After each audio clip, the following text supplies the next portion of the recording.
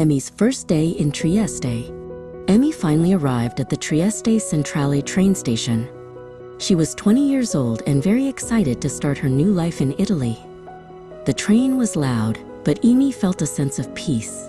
She carried a large suitcase and a small backpack. "I'm finally here," she whispered to herself.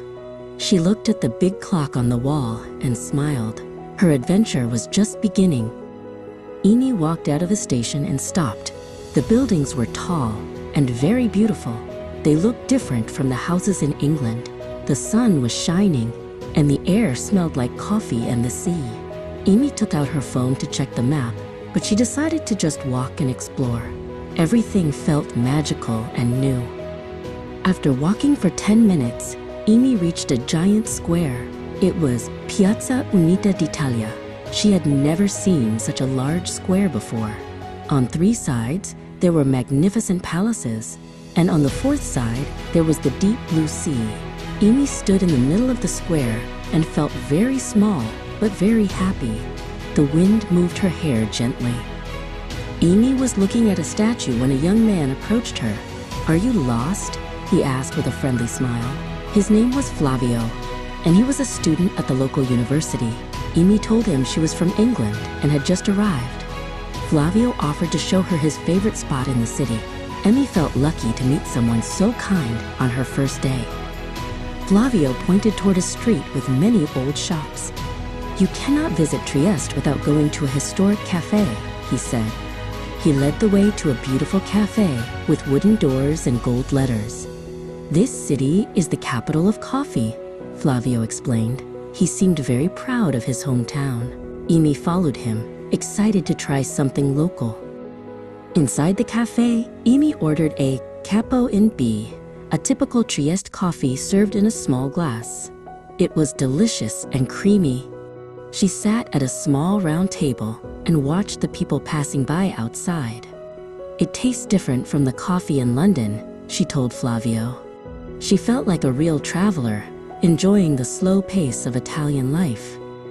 Later, they walked to the Molo Otis, a long stone pier that goes far into the sea. The water was sparkling under the afternoon sun. Flavio told her stories about the ships that used to arrive here.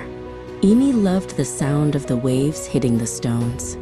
They walked right to the end of the pier, where the wind was much stronger. Suddenly, a very strong gust of wind blew. Emmy almost lost her balance. "This is the Bora," Flavio laughed. "Our famous wind." Emmy's hair went all over her face, and she started laughing too. She had to hold onto her backpack tightly. The wind felt wild and energetic, just like her new life in this windy city. As the sun started to set, the sky turned orange and purple. Emmy and Flavio sat on the edge of the pier. The city lights began to turn on, one by one. It was the most beautiful sunset Emmy had ever seen. She felt grateful for the long journey and for the new friends she had made.